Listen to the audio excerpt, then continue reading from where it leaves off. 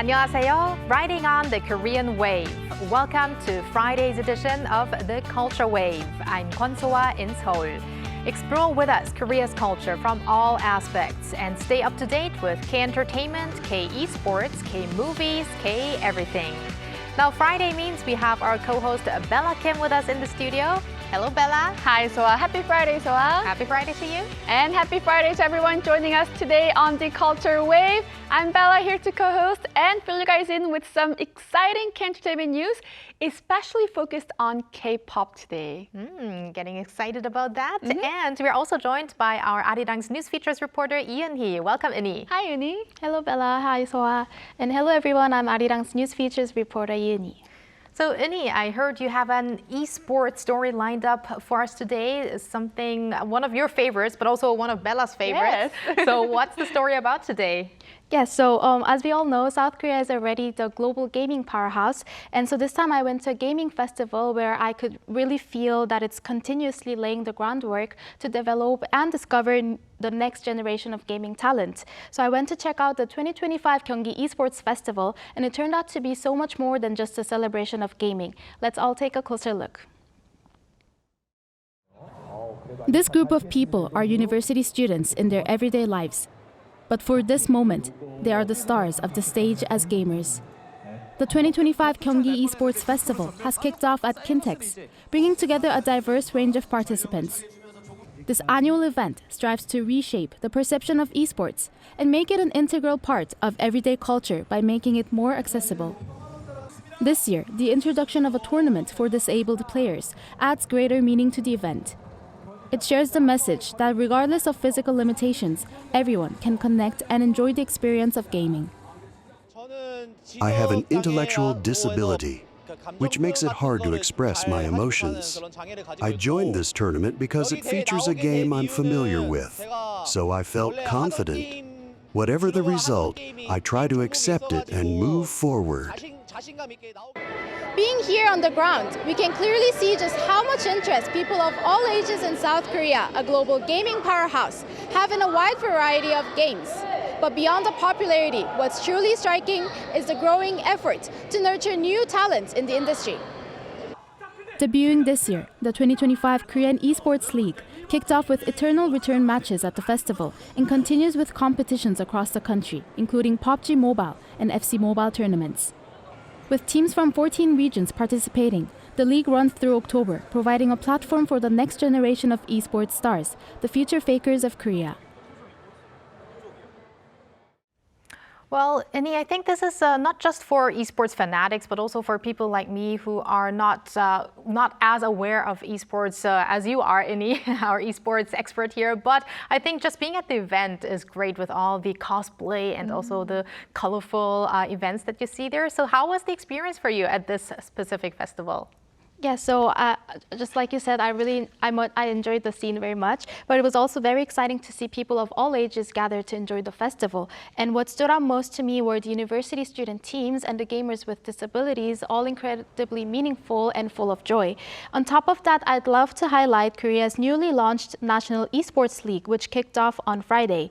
Hosted by the Culture Ministry and co-organized by the Korea Esports Association, alongside leading game developers including Krafton and Nexon Korea. The league aims to empower local talent and strengthen the next foundation of Korea's national esports ecosystem. After the eternal return matches, which take place today at Kintex, the next stop is the Busan Esports Arena, where games start on Saturday. Teams representing their regional communities will be competing in popular games, including popular PUBG Mobile and FC Mobile. Matches are being held in cities like Gwangju and Daejeon, helping to boost local communities while also supporting the development of new talent. Well, it looks like a long competitive journey ahead. Definitely. And for major titles like League of Legends, where South Korea is definitely a dominant force here, could participating in this kind of league kind of lead to potential pathway to a national team? Yes, definitely. For internationally recognized games, the league offers a valuable opportunity to showcase your potential. It also focuses on strengthening regional and national competitiveness by identifying and nurturing top esports talent, not only among players, but also by creating employment opportunities through hands-on experience in areas like event operations and broadcasting. Also coming up in June, the Global Esports Forum, hosted by the Korea Esports Association, will bring together international experts to discuss global standards in esports, with Korea leading the conversation and paving the way for rising talents to take over the global stage. Right, especially ever since esports have been officially recognized as a sport, it is really crucial to standardize these rules on the global stage to further foster the industry, I guess. Well, thank you very much, Inni, for keeping us updated on the major esports event throughout the year in the country. Thank you, Inni. Thank you, it was my pleasure.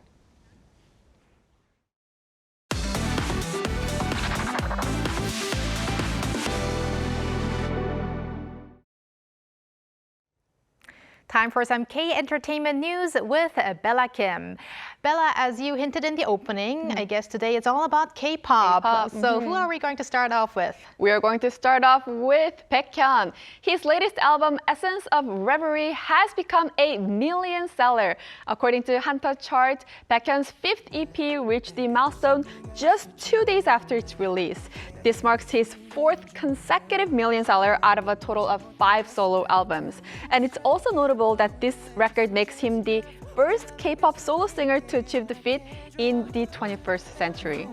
Essence of Reverie explores Baekhyun's reflection on his past and future, and it has topped iTunes Top Albums chart in 24 regions.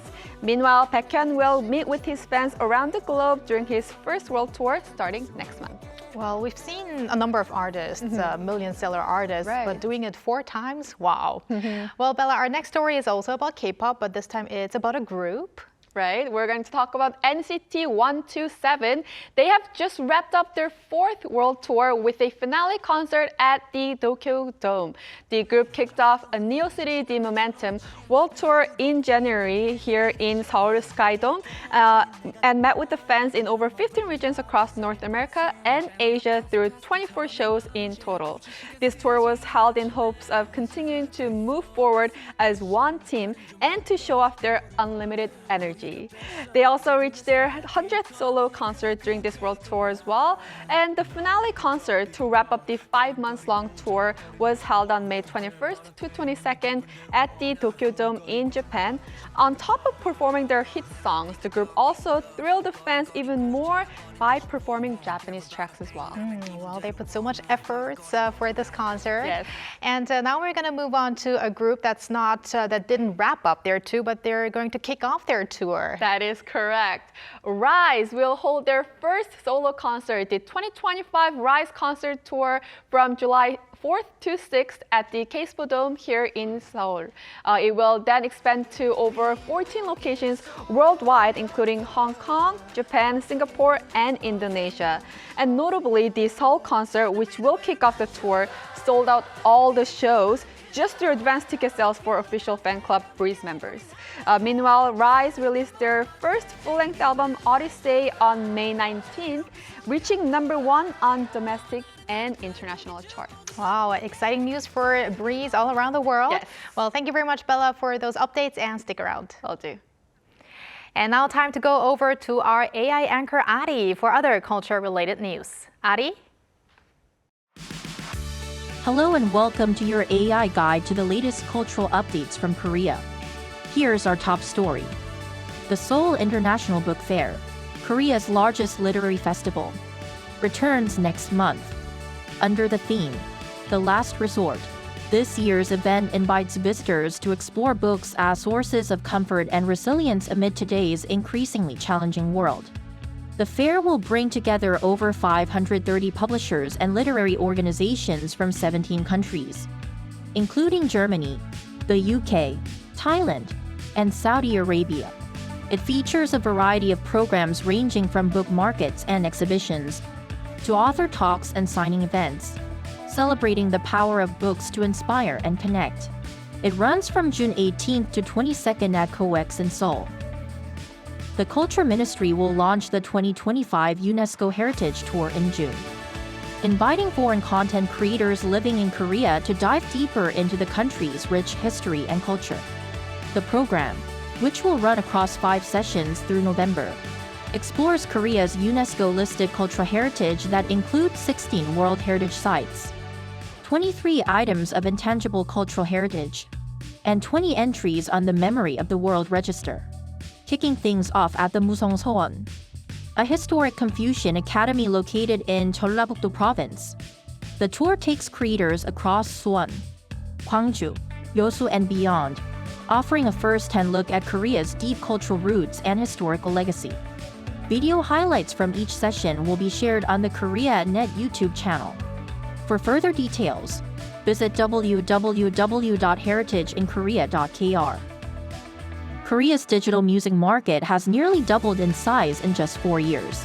According to a recent report from the Korea Music Copyright Association, the combined value of streaming and downloads grew from about 950 billion won, or nearly $690 million in 2019, to roughly 1.8 trillion won, or more than $1.3 billion in 2023, marking an increase of over 90%.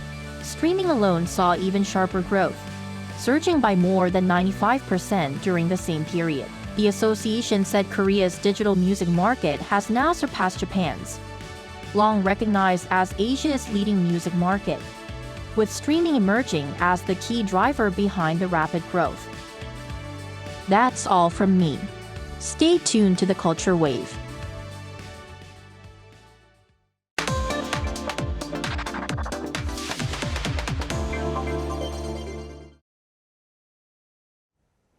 Could K-animation become the next K-content leader? Well, in North America, Korean-made animation, The King of Kings, is already the king among Korean animation movies targeted at the overseas market. Now today, we want to delve into the K-animation world with our movie expert Jae So, professor and filmmaker at Seoul Institute of the Arts. Hello, Professor So. Hi, Nice to be back. Well, let's start with this outstanding performance of the Made in Korea animation movie, The King of Kings. This is already writing history in the K-animation industry. So, for now, outside of Korea for now, but can you tell us about the achievement we're seeing? Yeah, it's actually a kind of a milestone because it's a completely Korean, produced animation feature film, 3D, and it was produced by Mofex Studio, which does a lot of special effects in Korea. And the director, Jang Sung-ho, actually, he created the animation based on the Charles Dickens story about Jesus called Life of Our Lord. And it's like a children's sort of version of the Bible. And so King of Kings, basically, they made this huge animation. I think the production was like one of the most expensive productions in Korea. And right now, as of today, it's in the US alone, it's brought in $60 million in the box office. Worldwide, 66 million. And it's going to have a release in Korea as well. But one of the cool things about it is it's Korean produced things, and it's got a huge, the voice actors in it are, Oscar Isaacs from, Star Wars, Pierce Brosnan, Kenneth Branagh, Uma Thurman, Mark Hamill. So you have these big stars sort of comprising the roles of the biblical figures in the thing. And also, what I'm kind of proud of the film is that it was completely made in Korea. And some of the people that worked on it, like the music, for example, Kim Tae-sung did the music, and he did music for movies like 1987, When the Day Comes. So he's a Korean composer, and even for animation like this, they actually use a cinematographer, and the cinematographer is Kim Young, who's also a huge cinematographer in Korea with movies like 1987 and other notable films. So it's I think it'll kind of open doors for Korean animation worldwide. So I think it's a really good sign. I mean, although they did have that strategy already, I guess the makers, I saw some interviews, they even were surprised that this movie did actually this great outside of Korea already. Right, and the film was made in Korea, but it was released first in North America.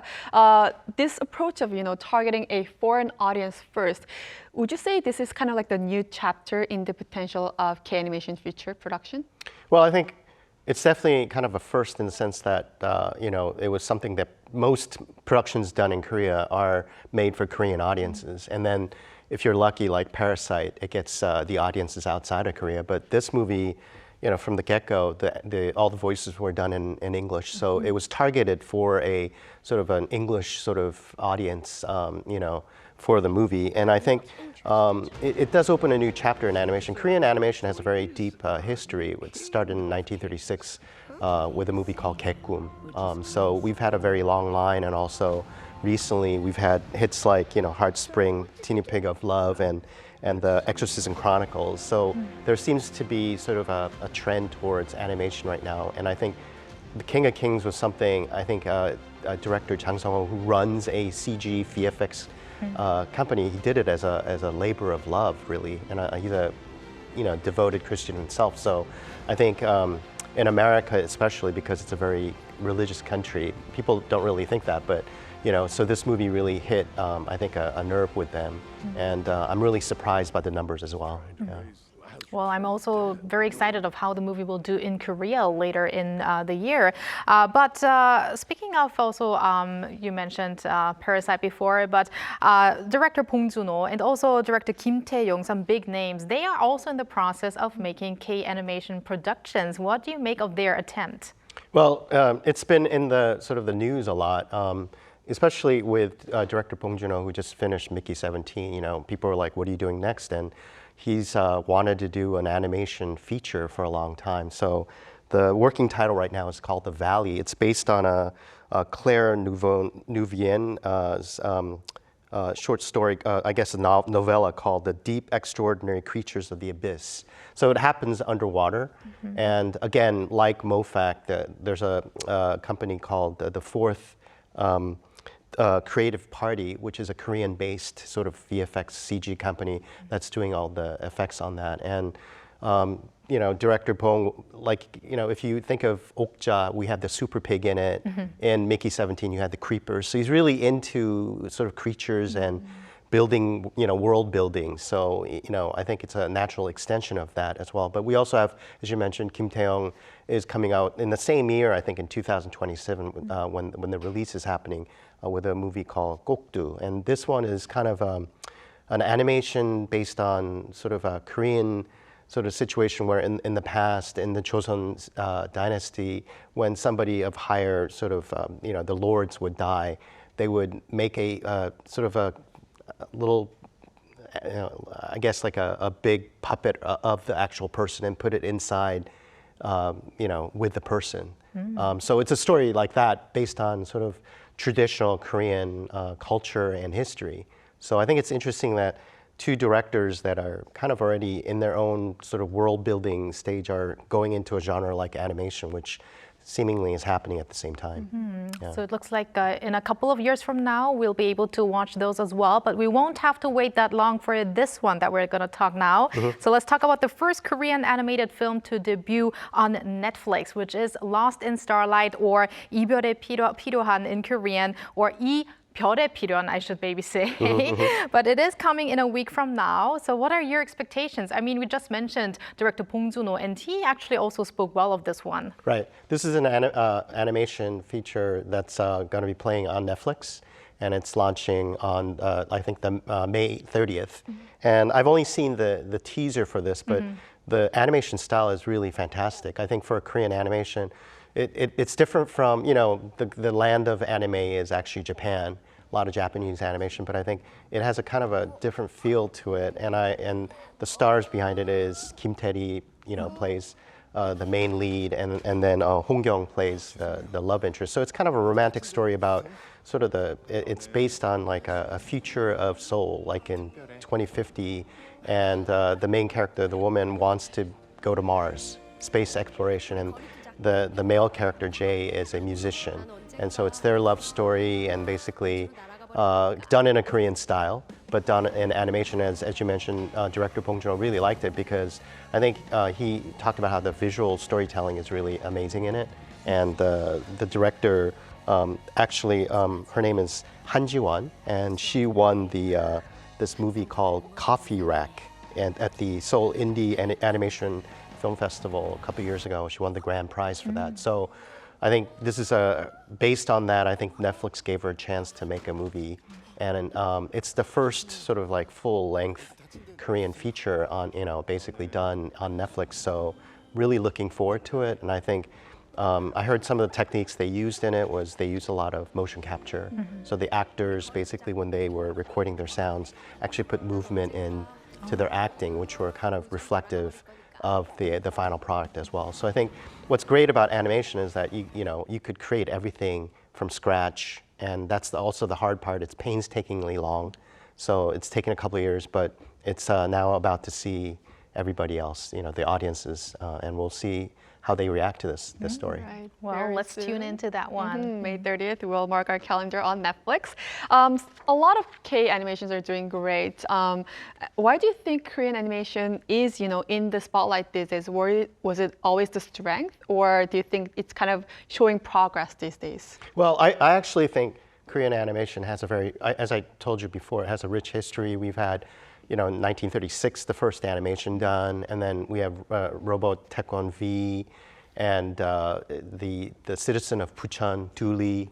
We've had a rich history like this, and also, I don't know if a lot of people know, but since the 80s, well up to the early 2000s, Korean animators were doing big animations in America, like Family Guy, Simpsons, all of that, the actual drawings were done in Korea. So we have sort of the artistry and sort of the craft and the technology behind doing it. Now everything is done digital, but cell animation Korea was one of the best. So I think now, we're finally getting sort of a spotlight for it. Just like, it started with K-drama, K-pop, then K-cinema, and now it's K-animation. So it's finally getting its sort of day in the sun, so to speak, and the audience will probably recognize it, but for us, it's like finally, it's happening. I see. Well, Professor So, let's shift now gears to the 78th Cannes Film Festival. We have to mention it because it's wrapping up tomorrow on Saturday. And Korean director Ho Ga-young has won the first prize of the La Cinef Award, an award that's dedicated to student-made movies. That's very exciting. Please tell us about it. Right. So it's La Cinef has a rich history of showing short films, basically, student works. And Korea has had sort of a success in that section. In 2009, it was a brother and a sister house, won sort of the third place by director Jo Sung-hee. And in 2023, which was just recently, there's a movie by Hwang Hae-in called Hole, which won second place. And then, now we have basically First Summer by Ho Ga-young that just won the first prize for this. And the story, I think, is really unique. I think it really tugged at a lot of people's heartstrings because it's about sort of a grandmother, an older woman, who falls in love with a slightly younger man, and they meet at basically like a nightclub for elderly, and so they're dancing. So it's very romantic like that, but unfortunately, the person that she likes dies. And then she has the dilemma because the day of his funeral coincides with her granddaughter's wedding. So what is she going to do? So it's a really great story. And I think it really hit the audiences in France and Europe, basically. And even the director, who's a graduate or still going to KAFA, which is Korean university. Basically, it's a film academy. Bong Joon-ho is also a graduate of that. So I think we've gradually started to have success in that area. But I think for now, as you know, Cannes didn't really have any Korean feature films this year. So at least we have like an animation there right now, and then this La Cinef short as well. Right. And also, we're going to stay with Cannes, but also going back to K-animation. For the first time, a Korean animated short film by director Jung Yoo-mi titled Glasses was invited to compete at the short film category. What was your assessment on this film? Well, I haven't seen the movie. It's really hard to get a hold of these movies that have just come out. But basically, again, it's sort of the story, like you said, Glasses, is about somebody that breaks her glasses, and then she gets an eye exam and suddenly falls into a sort of a dreamlike state, and basically you go into this whole story. So it's about a 15-minute film, directed by sort of a newcomer as well. So I think, again, I think whether it's animation or feature films, I think people really want to see really good storytelling. And I think both Glasses and First Summer, which are both at Cannes this year, they succeeded because of the stories that they're telling. I think Glasses is done in a style that, again, it's hand-drawn animation with digital technology put in there. So I think, Korean artistry, Korean filmmaking, now Korean storytelling is really finding audiences all around the world. And I wouldn't say because Cannes didn't really pick a lot of Korean cinema this year, except for these two films, that we're in trouble, because Cannes is kind of famous for not really spotlighting Asian cinema per se. We've had successes with Old Boy or movies by Lee Chang-dong there, but traditionally other festivals like Berlin or Venice, those are the sort of the festivals that really highlight sort of Asian cinema. So I wouldn't be too upset that not a lot of Korean films were in competition at Cannes this year. All right, so we have the success in these two short films, and maybe it could be a task for the next year to have a more lineup, a bigger lineup of Korean movies. But as you said, it's nothing to worry too much about, I guess. Well, thank you very much for your insights today, Professor So, and have a great weekend. Thank you, Thank you. Professor. And thank you, Bella, as always. Have a great weekend and see you next week. Yes, I'll see you back next week. Thank you for spending the past half an hour with us on the Culture Wave. Have a great weekend, and we'll be back next week, Monday to Friday, 2 p.m. Korea time.